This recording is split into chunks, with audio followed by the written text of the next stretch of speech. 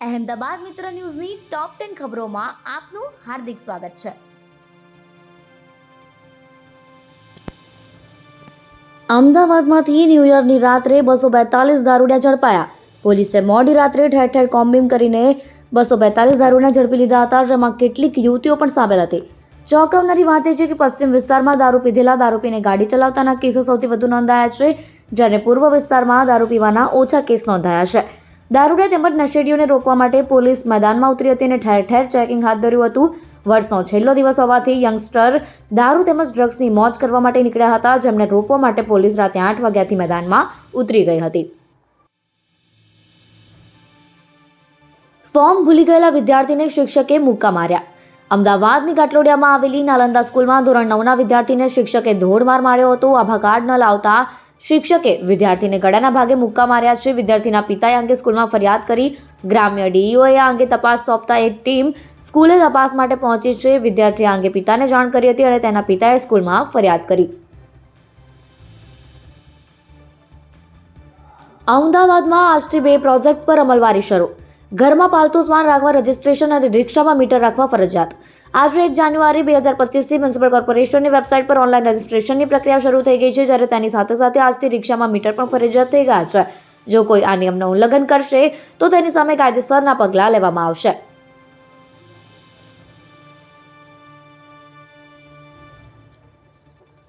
સ્કૂલોમાં ફરી શરૂ થશે સરપ્રાઇઝ ડ્રાઈવ. નવા વર્ષની શરૂઆત થતાં જ નવા વર્ષમાં અમદાવાદ શહેર ડીઓ દ્વારા સરપ્રાઇઝ ડ્રાઈવનું આયોજન કરવામાં આવશે. સ્કૂલમાં ફાયર સેફ્ટીના સાધનો, સ્કૂલના બસ અને વાહન સહિતના વાહનોમાં ફાયર સેફ્ટી અંગે તપાસ થતાં વાહન લઈને સ્કૂલે આવતા વિદ્યાર્થીઓ માટે સરપ્રાઇઝ ડ્રાઈવ રાખવામાં આવશે. આ ડ્રાઈવ દરમિયાન નિયમ ભંગ કરનાર સામે કાર્યવાહી કરવામાં આવશે.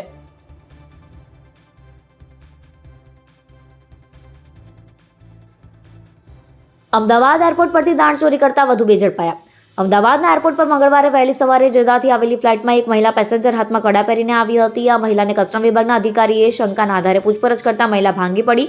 તે મહિલાએ પહેરેલા 440 ગ્રામના 24 કેરેટના 2 પાટલા કસ્ટમે જપ્ત કર્યા હતા.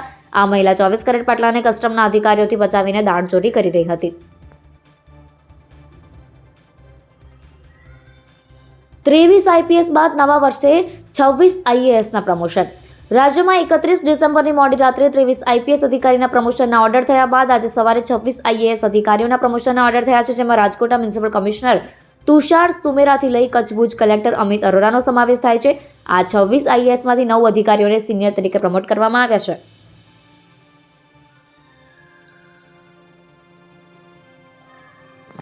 ₹50માં ચાઇનીઝ તુક્કલ ખરીદી ₹130માં સોશિયલ મીડિયા પર વેચતા 2 પકડાયા. મહારાષ્ટ્રમાંથી ₹50માં પ્રતિબંધિત ચાઇનીઝ તુક્કલ લાવીને સોશિયલ મીડિયા પર ₹130માં વેચવા મૂકનાર 2 મિત્રોની સાયબર ક્રાઇમે ધરપકડ કરી છે. પોલીસે તુક્કલ ખરીદવાના બહાને છટકું ગોઠવતા બંને મિત્ર તુક્કલની ડિલિવરી કરવા આવતા પોલીસે પકડી લીધા હતા. તેમની પાસેથી 60 ચાઇનીઝ તુક્કલ જપ્ત કરવામાં આવી છે.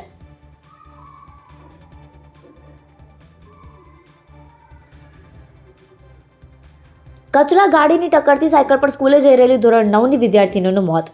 સરસપુરમાં રહેતી 9 વર્ષીય વિદ્યાર્થીની સાયકલ પર સ્કૂલે જવા નીકળી હતી. પરમાનંદી ચાલી પાસે પૂરપાટ આવેલી કચરા ગાડીએ સાયકલને ટક્કર મારતા હવામાં ફંગોળાઈ જમીને પટકાયેલી વિદ્યાર્થીનીનું ગંભીર ઇજાના કારણે મોત થયું છે. આ મામલે ટ્રાફિક પોલીસે કચરા ગાડીના ચાલક સામે ગુનો નોંધ્યો છે. કચરા ગાડીનો ચાલક ફરાર છે, તેની તપાસ આદરી છે. આઈ ડિવિઝન ટ્રાફિક પોલીસ કાફલાએ ઘટનાસ્થળે દોડી આવતા મૃતકના પિતા શાહલુદ્દીન શેખે કચરા ગાડીના ચાલક સામે ફરિયાદ નોંધાવતા પોલીસે ગુનો નોંધી આરોપીની તપાસ આદરી છે.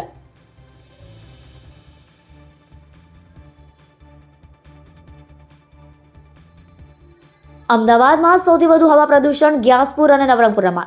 રોડ બનાવવા પાછળ 252 કરોડનો ખર્ચ. દિન પ્રતિદિન અમદાવાદ શહેર હવાનું પ્રદૂષણ વધી રહ્યું છે. ખાસ કરીને પૂર્વ વિસ્તારમાં અને પશ્ચિમના ચાંદખેડા નવરંગપુરામાં હવાના પ્રદૂષણમાં વધારો થઈ રહ્યો છે. હવામાં થતા પ્રદૂષણને અટકાવવા માટે કેન્દ્ર સરકાર દ્વારા અપાયેલા 425.83 કરોડની ગ્રાન્ટ ફાળવવામાં આવી છે, જો કે મ્યુનિસિપલ કોર્પોરેશન દ્વારા 50% કરતાં વધારે રકમની ગ્રાન્ટ રસ્તાઓ બનાવવા પાછળ વાપરી છે. છેલ્લા 5 વર્ષમાં કરોડો રૂપિયાનો ખર્ચ કર્યા બાદ અમદાવાદનો એર ક્વોલિટી ઇન્ડેક્સ AQI માં ઘટાડો થયો છે.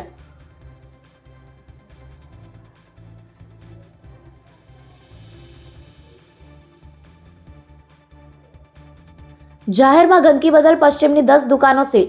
શહેરના પશ્ચિમ વિસ્તારમાં સાબરમતી, નવાવાડા, ચાંદખેડા અને નવરંગપુરા સહિતના વિસ્તારોમાં પશ્ચિમ ઝોનના સોલિડ વેસ્ટ વિભાગ દ્વારા જાહેર રોડ પર ગંદકી અને પ્રતિબંધિત પ્લાસ્ટિકનો વપરાશ બદલ કુલ 10 દુકાનોને સીલ મારી દીધી છે. 215 એકમોમાં ચેકિંગ કરવામાં આવ્યું હતું અને ગંદકી કરવા બદલ 110 એકમને નોટિસ અપાઈ છે અને પ્રતિબંધિત પ્લાસ્ટિક 2.5 કિલો જેટલું જપ્ત કર્યું છે. કુલ 1.91 લાખ જેટલો વહીવટી ચાર્જ પણ વસૂલવામાં આવ્યો છે. અહેમદાબાદ મિત્ર ન્યૂઝની યુટ્યુબ ચેનલને સબસ્ક્રાઇબ કરો અને બેલ આઇકન જરૂરથી દબાવો, જેથી મહત્ત્વના સમાચાર આપના સુધી જલ્દીથી પહોંચે.